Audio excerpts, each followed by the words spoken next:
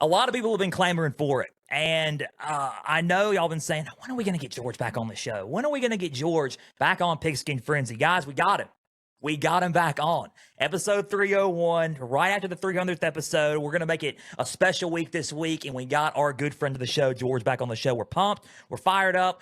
We're going to kind of have a segue episode because we start our spring football coverage next week, but we're going to have a segue episode, kind of like preview a little bit of spring early right now. So we're fired up. We're ready to go. Guys, welcome to Pigskin Frenzy on this beautiful Thursday afternoon. Thank you for joining us. I'm Joel Norris. And whether you're watching on YouTube, listening on Spotify, Podbean, or Apple, a big thank you for taking some time out of your, like I said, beautiful Thursday to just sit back, watch, and listen to some college football coverage presented by us. If you're watching on YouTube, subscribe to the channel, like each episode, leave comments down below, Spotify, Podbean, and Apple. All you got to do is just share around with others. X, Instagram, and TikTok is at Pigskin_Frenzy. You're going to get some wild, crazy takes from me, the prodigy of the sport college football media, and you're going to get episode updates from me as well. The website, www.pigskinfrenzy.weebly.com.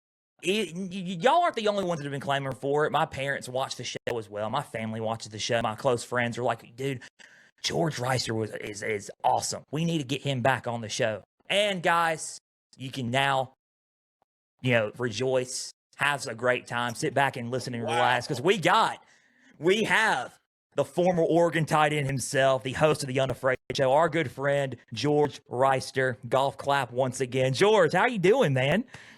First of all, can I take you on the road with me to introduce me at places now? Lord have mercy. That was humbling, but I do have to make a deal with you, Joe. I cannot come back on your podcast again until you come on mine. Okay. Hey, I will be on your show whenever you want me to be on your show. I am down. Okay, cool. Name the time. Name the time and place. I'm holding you to it. Okay, name the time and the place. I'll be on.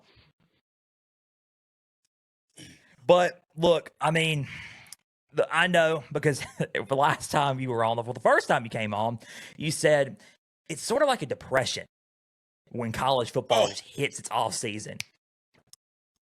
And literally after January 19th, I felt this sadness. Like I started playing Holding Back the Years by Simply Red, on my phone. And I'm like, this is just depressing. Let me just go back and hang my head low because now the season's over. Did you feel that depression when the offseason just immediately was like, okay, all right, Indiana won. That's great. Now what? Like, did you feel that a little bit? I was like, oh my gosh, there's like 3 months until real college football action. Well, like 2 months where we're really getting into spring ball and all of that. I was like, I got 2 months to feel. And then after that, I got 2 months of emptiness to feel.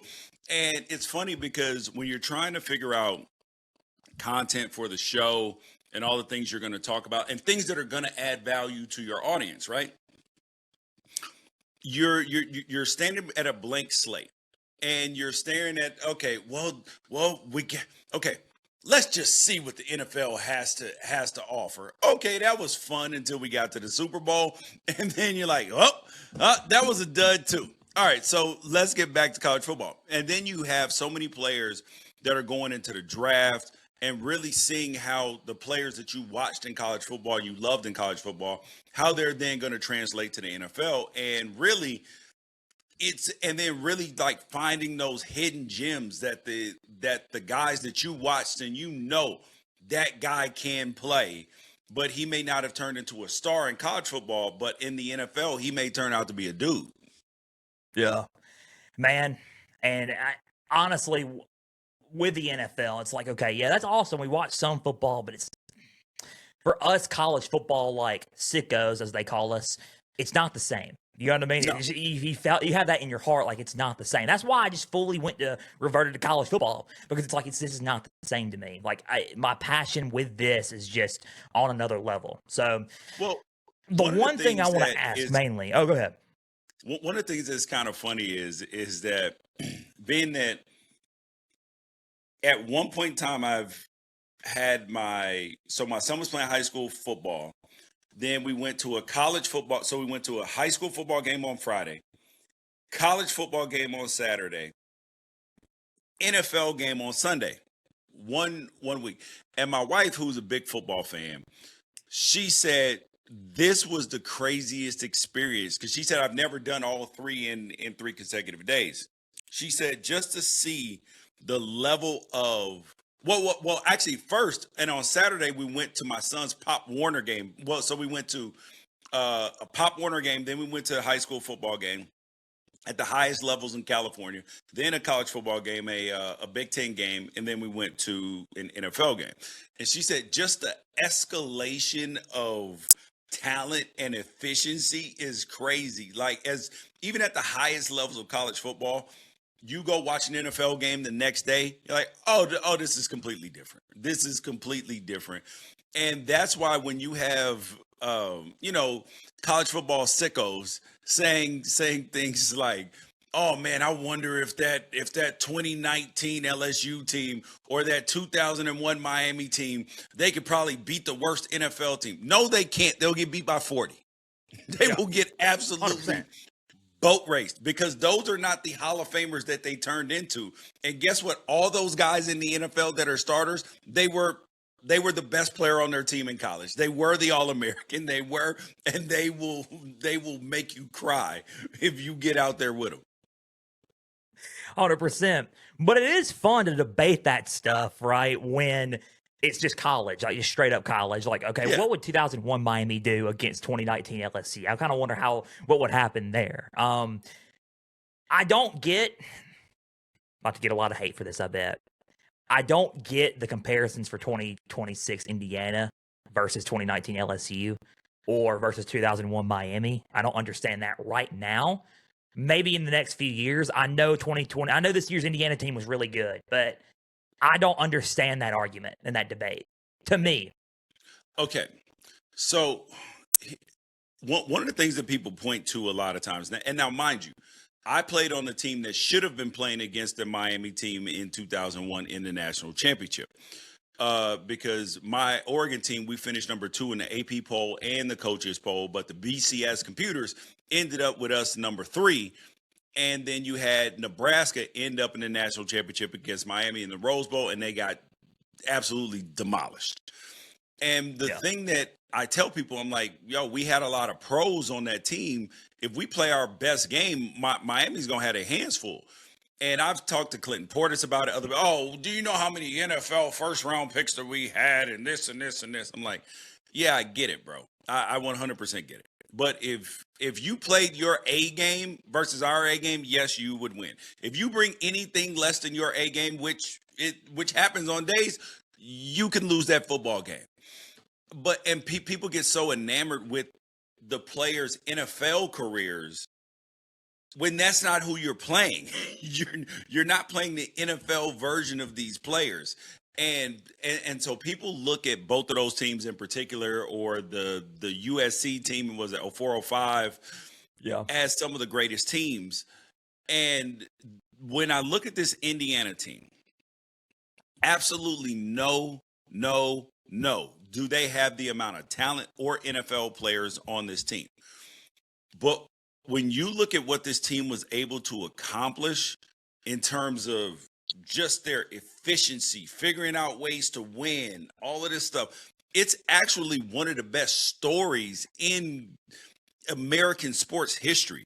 It's up there with the Miracle and the hockey team, because you got a coach that nobody wanted in Kurt Cignetti, who had to leave Alabama because he was never going to get a head coaching job, goes down to Division III, then goes to Elon, then goes to James Madison, then goes to Indiana, and in 2 years puts together the land of misfit toys, a 3-9 Indiana team. Nobody wanted their players. Nobody wanted them. Nobody wanted the players that Kurt Cignetti brought in. Fernando Mendoza's last head coach, Justin Wilcox, told for Fernando he wasn't even guaranteeing him to be the starter. He couldn't even see the vision of what could be. And I believe that there are times in life and in sports in particular where a team cannot be beat. You could have put the 85 Bears out there against Indiana and they were going to win the national championship because it was their time.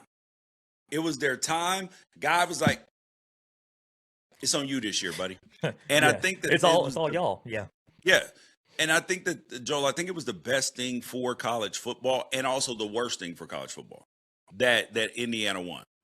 Yeah. One, I think it was the best because I have been a long-standing person for expansion and for hope, right? Because whether it's college football or anything else, we need hope out in the world. Like hope is the fuel that fuels people, whether it's their faith or whatever else. It's hope that there is a solution, that there is a future. The future is brighter than the past and all that stuff. So it is now, and I've said that college football fans that they need hope. And the pushback against me was always, George, it's always been like this. Alabama's always been good. USC and all this. The Rutgers doesn't need a shot. Michigan State doesn't need a shot. Vanderbilt doesn't need a shot. Their fans understand who they are. I'm like, yeah, but those are the old days. We're not living. We're living in an attention economy.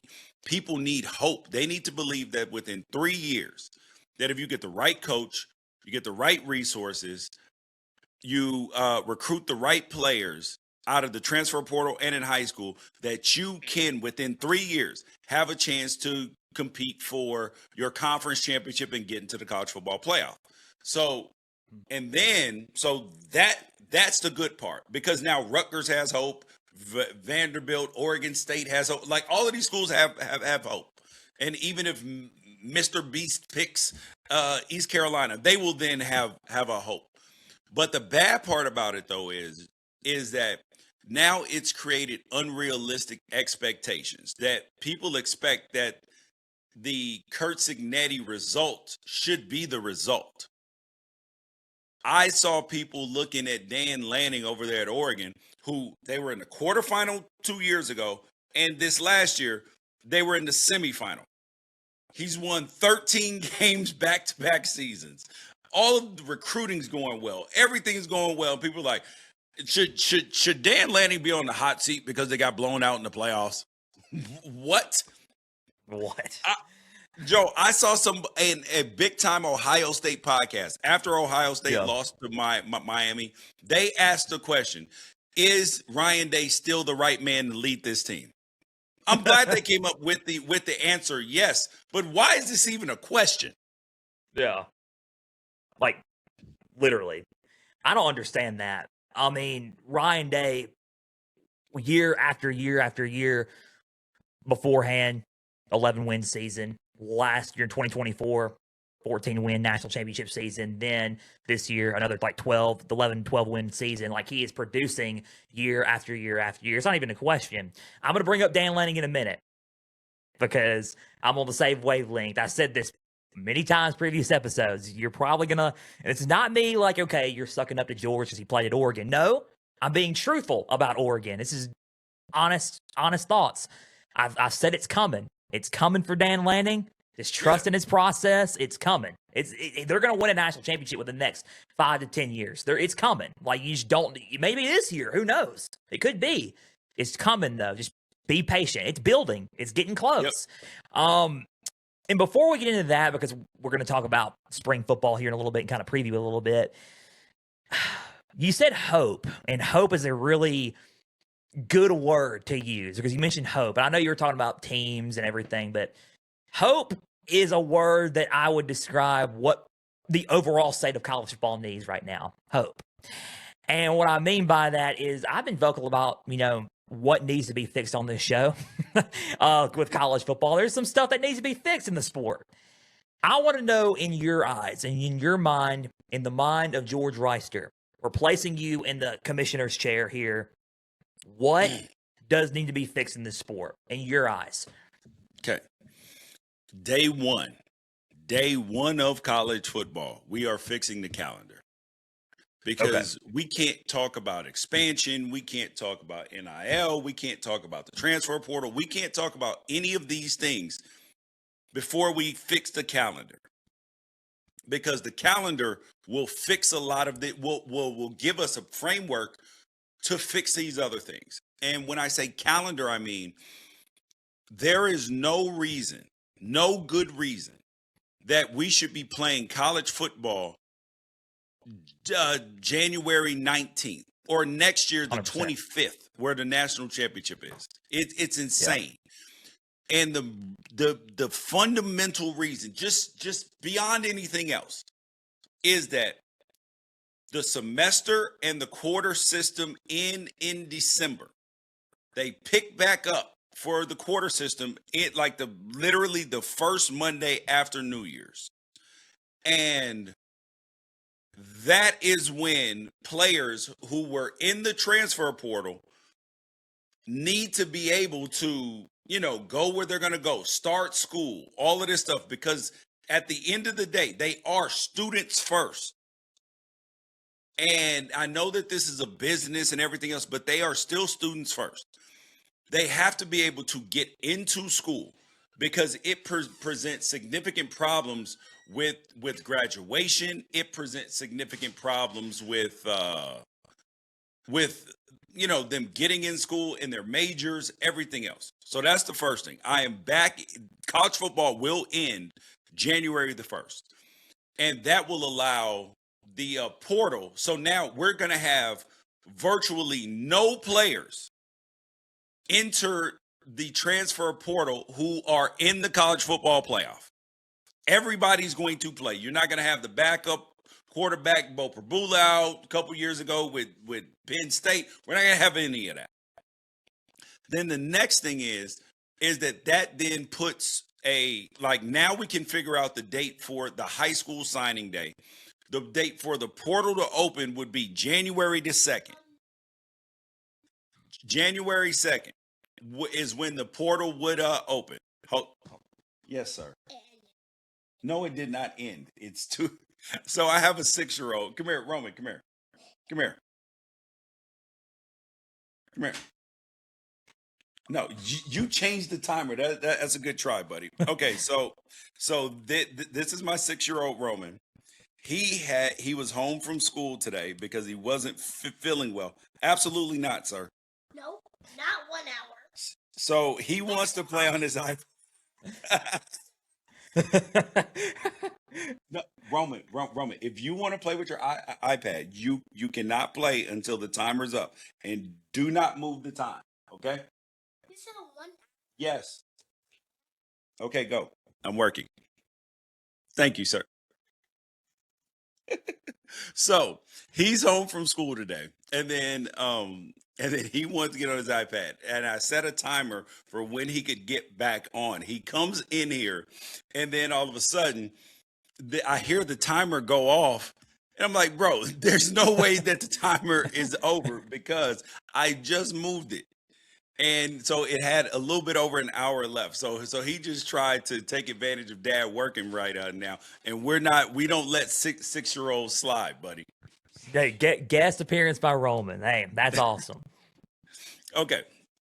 So to go back to what I was saying. So first thing we're going to fix is the calendar. Then it'll be easy to figure out what date high school recruiting should start on and all that stuff. And then from there, then you'll have less opportunity for coaches to leave, everything else, because they're going to know that they're going to be able to get players out of the portal. And with high school recruiting, if we make signing day a week before anything, it's going to put less pressure on the coaches to leave teams that are going into the playoff or anything like that. So that's first order of business is the calendar. Second order of business is we are going to have some enforcement for standardized contracts and enforcement for breaking rules. And how we are going to do that is collective bargaining. Collective bargaining is the only way forward for college football. And for anybody that doesn't truly understand what that exactly means is that in every other league, baseball, the MLB, NBA, NFL, NHL, the players union essentially negotiates with the league to figure out what rules they're going to live under. And in college football, you got the SEC, the Big Ten. We got all the power. NCAA over here. We got all the power. No, no, no. All of you guys, sorry, you get nerfed. We have an entity. You can call it the College Sports Commission, whoever this entity is. This is the only entity that players will negotiate with. So sorry, Tony Petitti, you're out of here in terms of power, Mr. Power Man. Greg Sankey, you're out of here in terms of power. The commissioner of the entity, we'll call it the College Sports Commission, because we got the CSC already right now. That person will be the Roger Goodell. And then the players union will negotiate with them. You will negotiate what contracts look like. So then you will never have a situation where you will have a player who is like Darian Mensah under contract, leaving and going to another school unless you have some sort of trade system or something. That's not happening. But then also, so there will be protections for the schools. So contracts will be contracts. There will be protections for the players, because the schools can't then push you into the portal the exact same way where a lot of people think that the majority of kids are hopping in there for money and everything. No, 10,000 kids didn't hop in the portal for money. They hopped in because they were forced in the portal. So it'll either be like 2-year contracts with schools, and like we're going to put in common sense rules and enforcement. You break the rules. We're not taking 3 years to investigate something. We are going to get the facts, commissioner rules, gavel down, sayonara. And then you will stop all of these lawsuits. Oh, is this guy eligible? Is this pro eligible in basketball? Is this guy eligible? No, because you've already signed on to the rules. You will know how they're going to handle JUCO years. You're going to know how you handle all of this stuff. And at the point in time where you sign your name on that paper, because you are an adult and this is adult business. So yes, you may still be a kid at heart, but once you are adult in the adult business, you have to have the people around you who read contracts, all of this stuff. If you want the money, you got to understand you are in big time, you are in the professional world. It's a professional world for the coaches, the athletic directors, the TV executives, everybody, and the players now as well. So those are going to be my first orders of business to get college football on the right track. Man, we need to put him on the board, ladies and gentlemen. We need a board right now and put George Wrighster on it, man. I mean, I said long before we had you on again that the calendar needs to be fixed. That was the number one thing. A lot of people are thinking, oh, let's just expand the playoff more.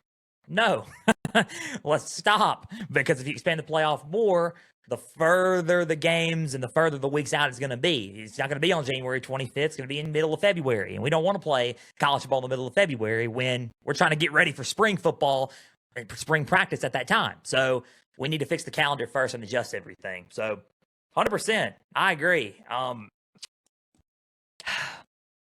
It seems to me that it seems like a little bit, some of the rules that you mentioned a little bit, like with the lawsuits and everything, it kind of cracks down a little bit on a little bit how the NCAA operated back in the day with college football. It just seems like to me that the NCAA doesn't really do a whole lot in college football now anyway. But back in the day, like in the BCS times, a lot, it was just more strict, if that makes sense. But yeah, but this is where it's the NCAA's, it's their own fault. They got sued by Ed O'Bannon in the O'Bannon versus NCAA. So that was why the EA had to stop making the game. They lost that lawsuit. After they lost it, we didn't even get players getting paid for another almost 10 years. So they knew that this was coming and they kept trying to fight against it instead of putting and building parameters in place surrounding it. There was the Austin versus the NCAA lawsuit, which because the NCAA used to try to cap scholarships at the cost of attendance. But then when they lost the Austin case, it essentially said that if a player needs a telescope for a school or a computer or anything else, the school can actually buy it. The athletic department can actually buy it to assist them with their studies. So you continuously lost case after case after case. And then to go back, the NCAA actually tried to cap coaches' salaries a long time ago in the 80s. The coaches sued them. They lost that. So they've continued to lose loss after loss after loss. And instead of being proactive, they just try to react every single time because it was about power. They wanted to keep the power. And now that players are making money, the coaches are making so much money, the conferences and TV networks are controlling everything as well. There's no other way besides collective bargaining. There's going to be anybody that has in their mind, oh, let's take it back to the old days. The old days are gone. The NCAA unilaterally deciding what's good for players, not taking care of people's health care after, player, Chucky Atkins or what the Ole Miss player when I was younger breaks his neck. Why is the school not taking care of his medical expenses? He broke his neck and he was paralyzed on your watch, like while you were playing for the school, making the school money. That's got to be covered under some sort of workers' comp and stuff like that. Let's say you're Lindsey Vonn. You're competing for Colorado and, snowboarding or whatever else, because different schools have different sports, and you tear your leg up the way that she did.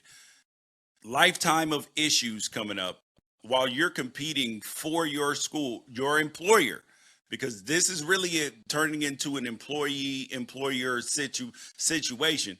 Who should be on the hook for your workers' comp for that and all of that? It's really the school, and right now that's not the case. Yeah, 100%. You mentioned about the playoffs being January 1st, like ending, like the whole season should end on the 1st, like on New Year's. So would the playoffs start that weekend, like after it's the whole teams are selected? You know how it's like the 1st December of, like the first Sunday December is when they're all selected. Would the playoffs start immediately that weekend? Yes. Yeah. We'll give you 10 good days. We'll give you 10 good days. That's the best we can do for you. Because, so if you look at last season, you had Thanksgiving was the 27th, of November. What I would do is I would start the season week 0. Like what is currently week 0 would be week 1, okay? Yeah. And we're not playing any week 0 games, only week 1s. And then that would put the season ending November 22nd of last year. And then the next week, conference championship games, if we still do them, would be the week of Thanksgiving. Okay? So then we still have plenty of college football action for people and, to watch when they're home.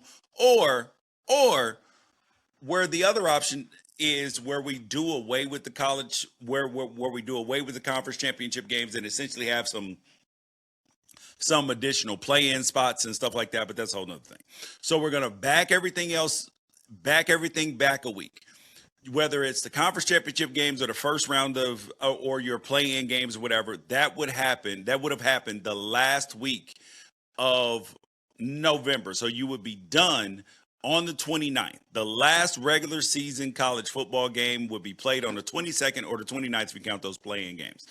And then we're going to have our first playoff games. We're either going to play on the 6th or we're going to play on the weekend or we'll give you, a week after that, and we'll go the 12th and 13th. Okay. So you essentially got a week to prep. Everybody knows that gives the administrators time to make sure hotel rooms are booked, all of this stuff for your entire possible path. Okay. So that gives you a whole week of logistics work. Yes, that'll be heavy lifting for people, but they are handsomely paid. They got to do their job. Yeah. And then the next weekend, December 20th, we're on to the next weekend of playoff games. and then we're gonna, but we actually may have to pull those back a little bit. So we may be playing during the week. So instead of 13, we might go Wednesday the 10th, Thursday the 11th, and then go another 10 days, which will put us on the 19th and the 20th.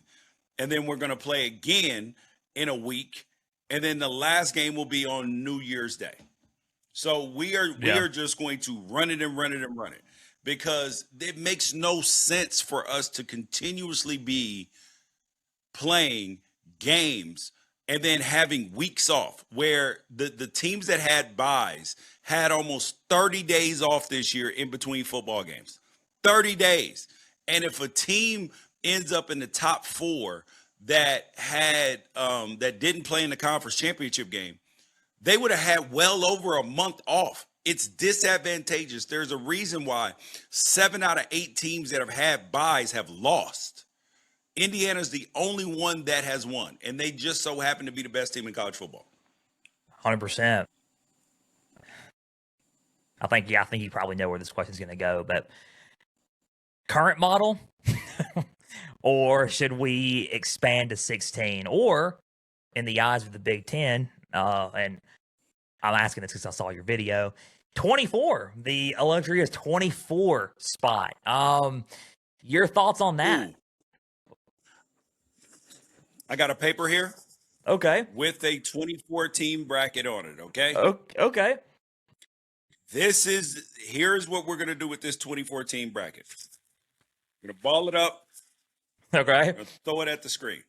We're not even acknowledging. All right, throw it at the screen. That is, yes. It's a horrible idea because now you're going to expand the amount of games. It's not going to give any people more hope. People are already upset with how the 12 teams are ranked. How are we supposed to rank 24? The entire top 25 is in. So that means that we actually, instead of doing the top 25 rankings, we got to do a top 50 now every week. What? We can't even get the top 25 right. How are we supposed to get 24 of them right? And there's so much inherent bias on these things. The only way to fix it, because this will be my next order of business as college football commissioner, we are going to have some schedule uniformity. There's going to be no more Indiana playing Indiana State, Kennesaw State, and whoever else they got on their schedule. There's going to be no more Alabama having 3 layups in the preseason and then one kind of tough game. There's going to be no more of that. We're going to go down to 8 conference games for every Power 4 conference, 8 conference games. And then everybody has to play at least one game against the other 3 Power 4 conferences. So now when we get to talking about strength of schedule and which conference is better, do you know how many data points? We're going to have so many data points, our ears, we ain't even going to know what to do with it. So imagine if Oregon has to play their 8 conference games in the Big Ten. And yes, there's going to be some schedule roulette because you got 18 teams, only 8 games. But then you got a game against the SEC. Wherever you finished in line, like last year, that's who you would play. So you would have last year, Indiana finished first in the Big Ten. They would play Georgia. They would play Duke. Yeah, they would play Georgia. They would play Duke, and they would play Texas Tech. And then Ohio State finished second. Ohio State would play Alabama, BYU, and Virginia. And then you would have Oregon, who finished 3. They would end up playing Miami, Miami, Arizona State, maybe, or whoever finished third in the big Utah or Arizona State, whoever finished third, and then the third place SEC team, which was Texas A&M. That's how we're going to build these schedules out. And then you can play one more game against whoever you want. Make it a bye game. Make it a FCS game so you can help them pay their bills. Do that. Imagine that, Joel, where we imagine how many data points that we're going to have. There's no more, we just know that this conference is better. Nah, there's proof. It's a beautiful vision. Like, I see the vision right now. It's beautiful. So many data points. A lot of people are going to be like, oh, we'll strength of schedule this and that. And it's like, all right, here we go. You know what I mean? Because a lot of people complain about strength of schedule already. So it's a beautiful vision, honestly. I have a question because we're about to wrap up here shortly. We're going to get ready for spring football here shortly. There's a lot of schools that, you're excited about seeing them. You know, like, okay, I'm kind of curious about what's going on down in Baton Rouge or going down in Tuscaloosa or whatever. But then you're like, oh, this, going into spring, I'm kind of, I'm maybe a little bit concerned about what's going on and, down in, Gainesville or going down in, Raleigh, North Carolina, whatever. So we're going to kick it off with, in each conference, you can name, a couple of teams, whatever, you name it. Who are you excited about watching in each Power Four conference heading into the spring? And you're upbeat about heading into spring. Ooh, okay. Let's start with the ACC.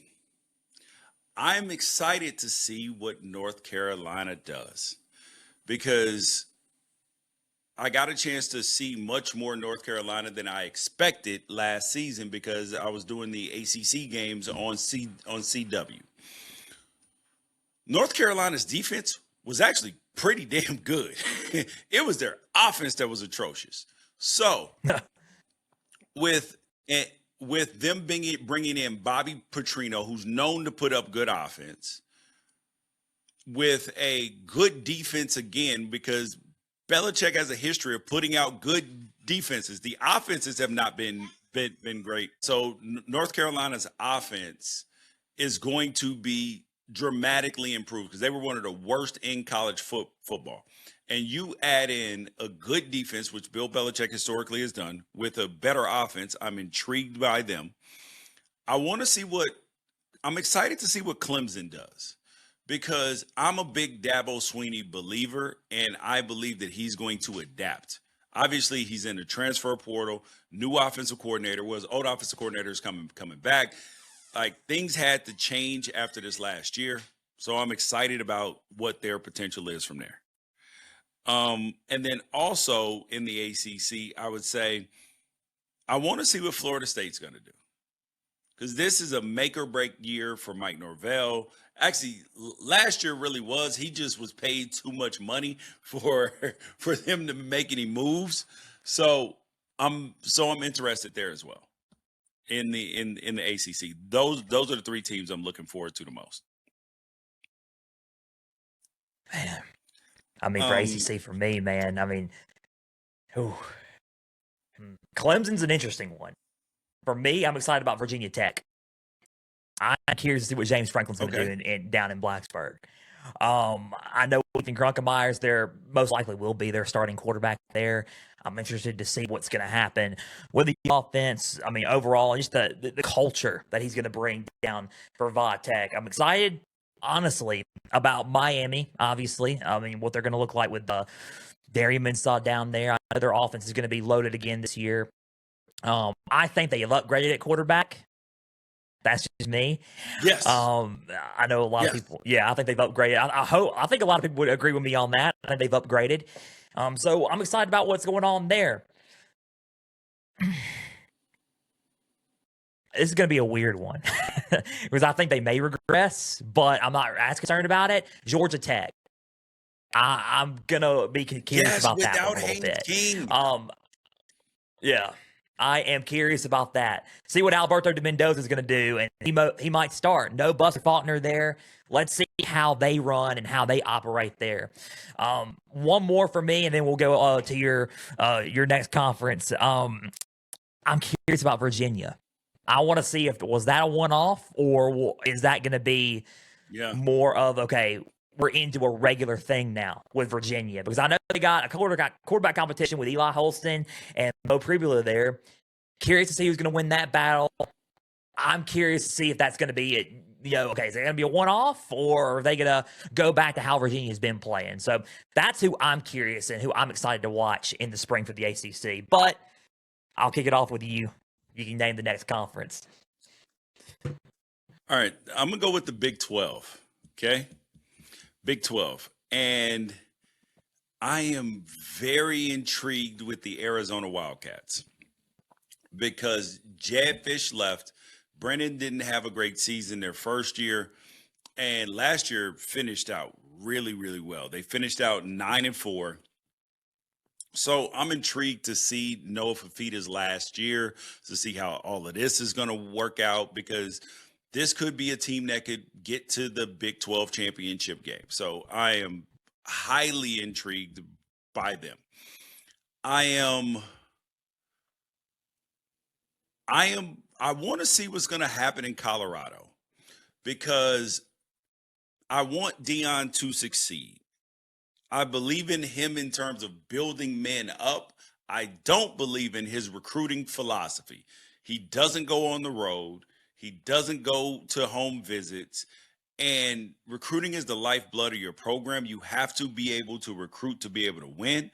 And he's not doing that at the level that he needs to. So I'm interested to see if he can defy gravity and win without getting on the road, because I don't think it's possible. And then the last Big 12 team I'm interested to see, it has to be Arizona State, because I love what Kenny Dillingham is doing. And I'm just a believer in Kenny.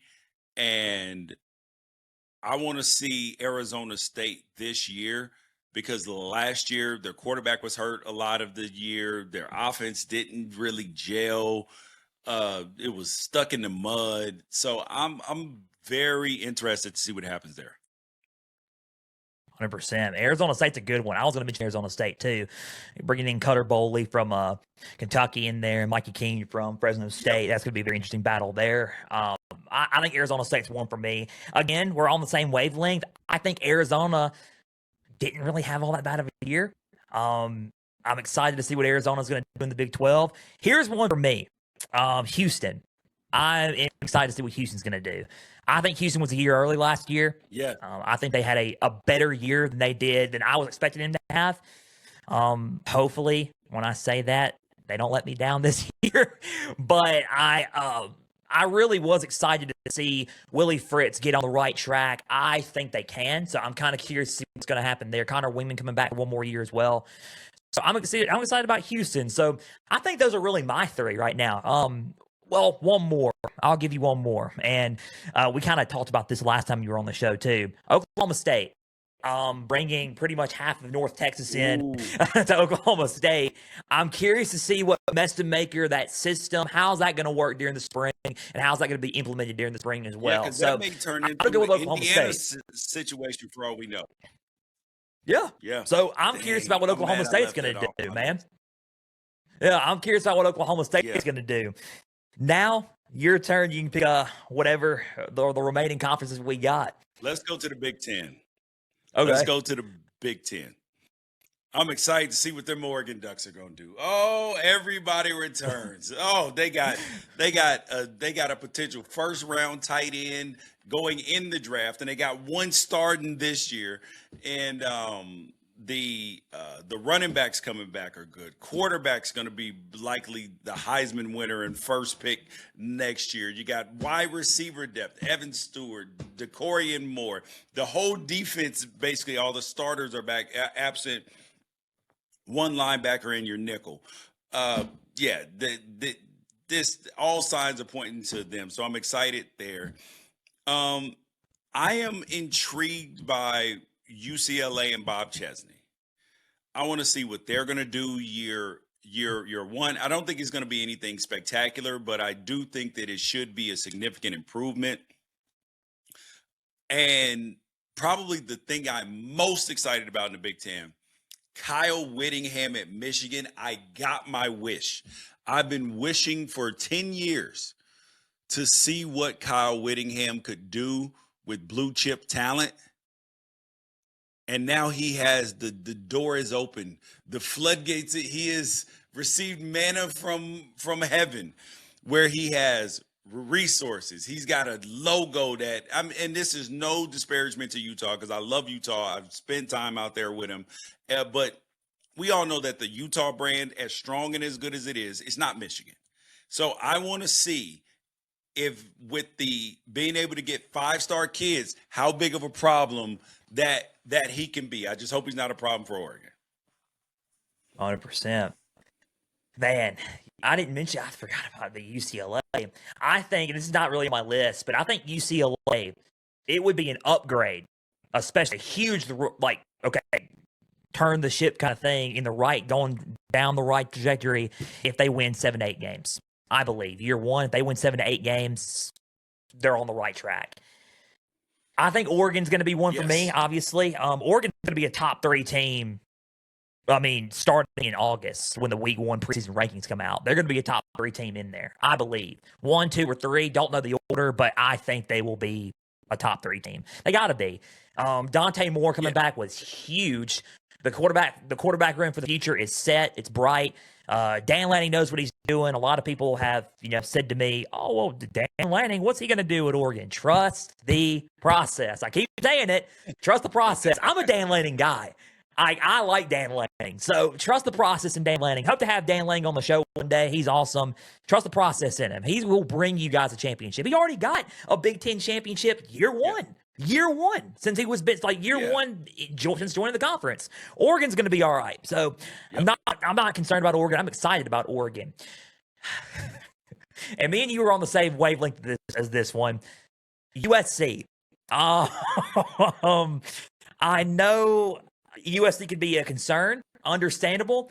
I think USC, to me, they have a lot of the talent coming back. Understandable. They do. Receivers are kind of a question. I mean, I know they lost 2 good ones to the NFL, but I mean, they did reload with the number 1 recruiting class.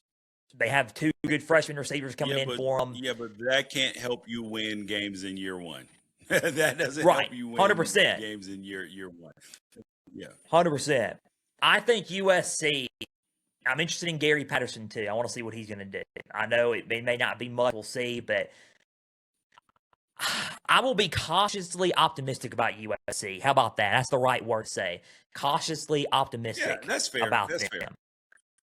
I think that's fair. I'm high on them, but I've been let down before. Let me just put it that way. So excited to see what USC is going to do heading into spring. And then I would say Michigan, like you said. I mean, I'm really excited about what they can do, especially on the defensive side of the ball as well. Really, really curious to see how Kyle Whittingham and his system is going to fit there. You got Jay Hill from BYU coming into DC, Jason Beck coming in with Kyle Whittingham, both from Utah. I'm just excited to see how the coaching change is going to shape effect for them in Michigan. Now, the SEC. Okay. I am excited to see what's going to happen at South Carolina because they needed a new offensive coordinator. There are times where Shane Beamer, he looks a little too spastic on the sidelines for me.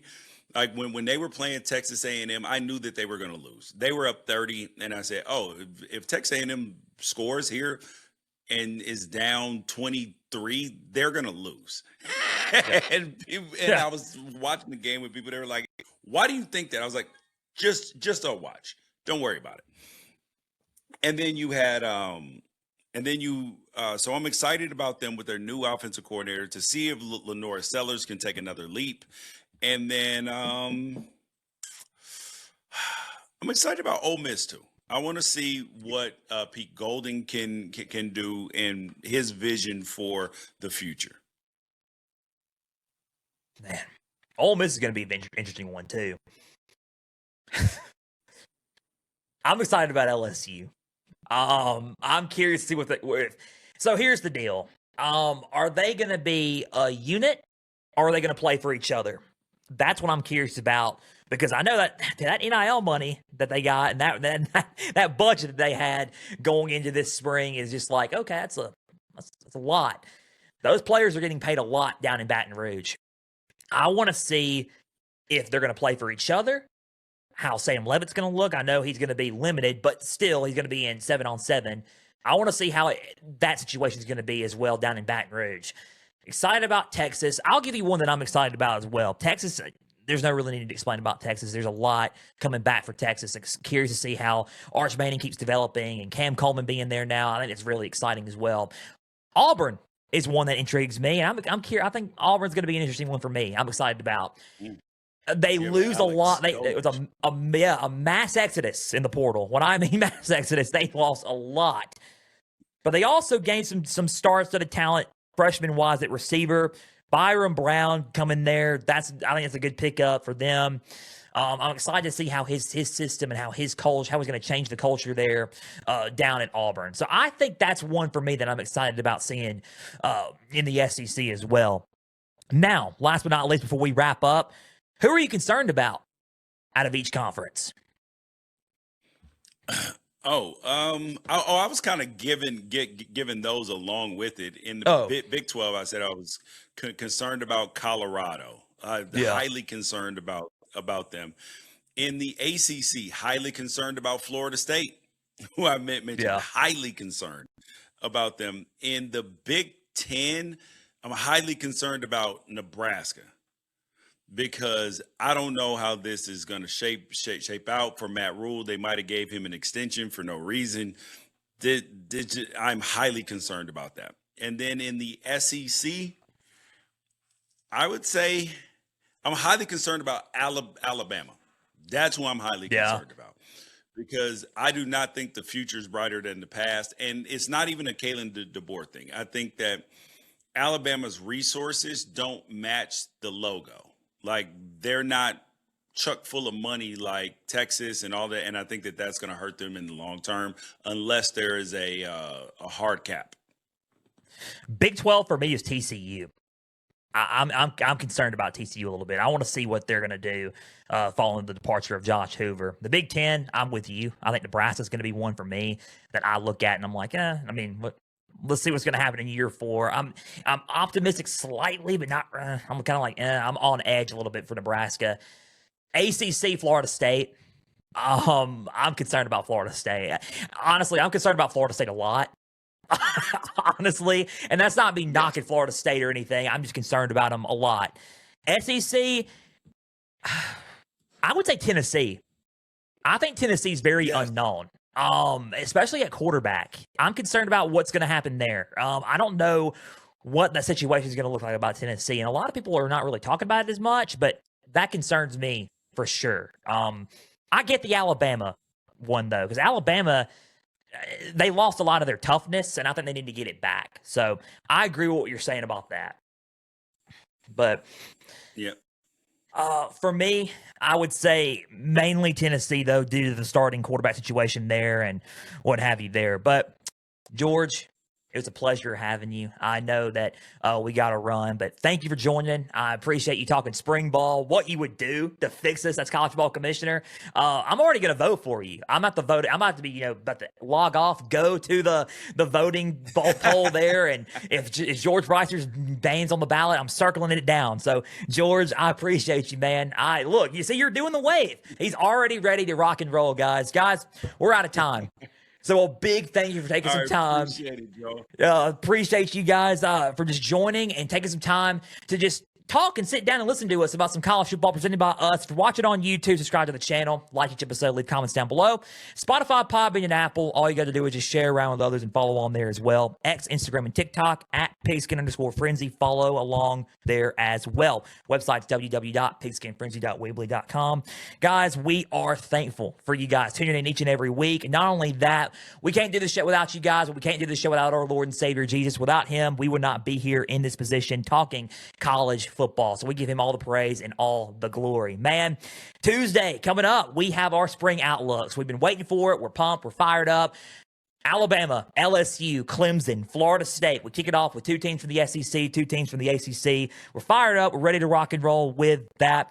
So until Tuesday, guys, we're pumped. We're fired up. Have a great weekend. I'm Joel Norris. That's George Wrighster from the Unafraid Show. We're signing off. As always, stay the course. Yep.